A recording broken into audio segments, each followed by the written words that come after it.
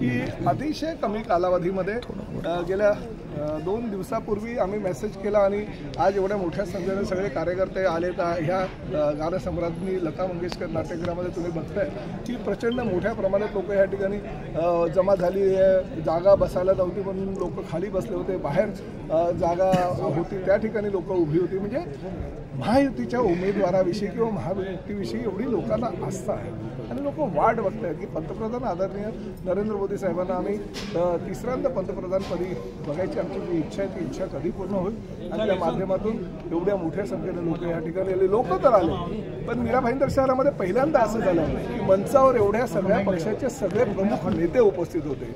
2 वेळा संसदेमध्ये प्रतिनिधित्व या ठाणे लोकसभेचं केलेलं आनंद परांजपे होते, संजीव नाईक होते, आमचे दीपक केसरकर शिक्षण मंत्री, आमचे विकास महाते साहेब होते, आमचे निरंजन डावखरे, गीताताई जैन, रवींद्र फाटक, नरेश मस्के सगळे प्रमुख आमचे नेते होते। RPIचे सगळे प्रमुख, भारतीय जनता पक्षाचे सगळे प्रमुख असे सगळे नेते मंडळी एका मंचावर होते आणि एकाच विचारानं ते पछाडलेले आहेत, ते म्हणजे नरेंद्र मोदी यांना तिसऱ्यांदा पंतप्रधान बनवायचे।